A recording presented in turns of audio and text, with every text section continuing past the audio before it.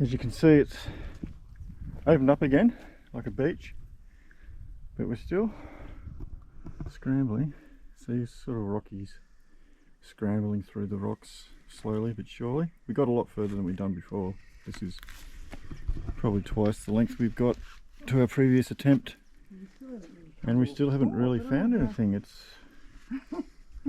here, they keep saying you got to keep your eyes peeled and look for it. You'll see a big gum tree in the middle of the river apparently, and then you've got a metal and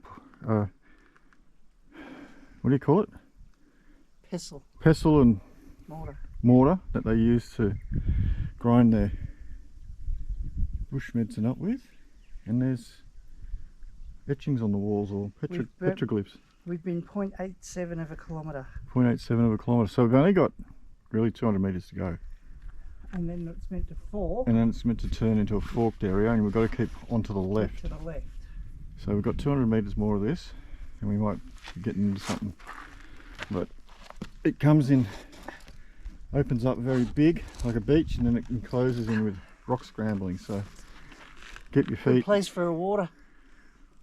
Get your feet in good, decent walking shoes, and we've got, like I said, gaiters on, so Mr. Brown and Mr. Black can't drop by and give us a kiss. Again, I think that's the top of Drover's Hill Lookout, which is behind the camp. On that one would be the top of it. But yeah, 200 metres of this. We might be able to show you some petroglyphs if we can find them. We're still going to keep our eyes peeled and have a look out for them, because a couple of camps have been in and they've said that they're easy to get to. So the Indigenous don't want it really landmarked either. Yeah, because it's kind of sacred for them. It's there on Google Maps, but so if you find it, keep it under you. Kudos to you, but if you can find it, yeah. Rel's just saying the Indigenous folk don't really want it leaked out. They don't want it really to become a site to. They don't want to they don't want to. Lots of people can visit. Basically. They want to preserve it the way it was. They don't care if people see it and find it, respect it, yeah. But they don't want to signpost it. Yeah, it's. And just have it destroyed by being overcome. So we made our way through the creek bed. We went across, zigzagged our way up. Still a bit of a challenging rock walk. And we're now in a clearer creek bed. But we've got these amazing red cliffs. Drover's Hills Lookout is, I believe, just up there. That's the one that's just behind the camp. I love the green and the red. We're just looking at the different rock colours. And it's great. I got a sign over there. Yellow sign over there saying 11, so that's probably part of the plant identification thing we do at the camp. Through that could be another walk back that takes you back through the fields. That takes you back to Jay Creek, doesn't it? So I don't think we're that far away. Petroglyphs. All the signs are here.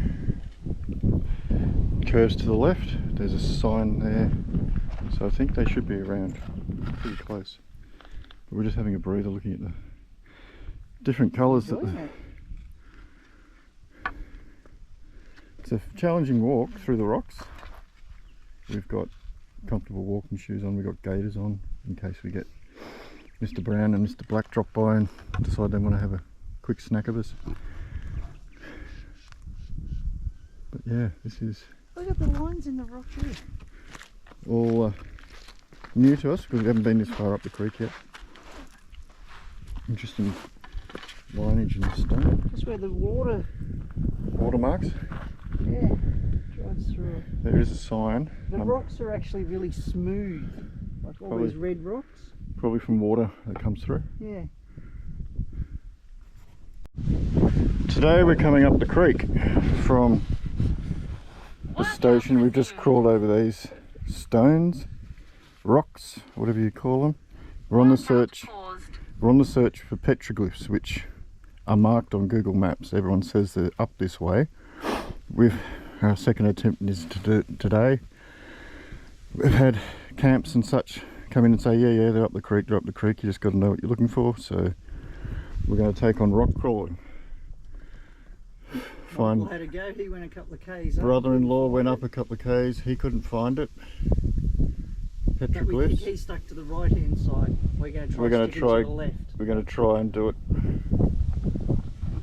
through this section. Get out of the creek bed, go across this section, perhaps. But we've had many adventure camps come in and go, yeah, no, they're up the creek. You've just got to keep your eyes out. The creek curves to the left. It's about 1 to 1.2 k's out of the camp. But we're going to get out of the creek, make it easier for ourselves. Scramble across the top there if we can, but we're just spinning our wheels through the creek here. We are getting somewhere, but it's just taking a bit longer. But we'll push on, find these petroglyphs that everyone talks about, which are little rock carvings. Rel's already up, which are little rock carvings in the walls from the Aboriginals, and there's a mortar and pestle. And yeah, we'll keep plugging on and see if we can find them. Well, we did walk the k1.5 up. Left hand bend in the road, in the creek. Large gum tree. I thought what we saw were petroglyphs, but they were just chips in the rocks. But it seems the petroglyphs have got us beat again. In the distance, there's the windmill from the property in the distance. That's how far up the creek we are. There you go. Follow the creek up and then look for all the signs that we were told. But then I think the petroglyphs could be up in the paddock moor, or whatever you call it, the land. Because there's still a lot of rocks up in amongst all this long grass and stuff. But the 3 points we were told. They beat us. 3 points we were told, 1 to 1.5 k up the creek. The creek will turn or hook it to the left. There'll be a big gum tree in the middle. Petroglyphs are to the left. Followed all that. Still couldn't find them. Like I said, that windmill is the camp. So it's okay. Well, we've just been walking back half a k. Half a k back, so we've got about another k to go. Took us an hour up, take us an hour back. But no petroglyphs, but it was a good walk. Nice breeze. Nice breeze to keep you cool. Getting up to the hottest part of the day. Yeah, it's getting to the hottest part of the day, so we're going to seek shelter. Have some nice cool drinks to cool down with, have a bit of lunch and then go do our clean for the day. Again, petroglyphs, you won.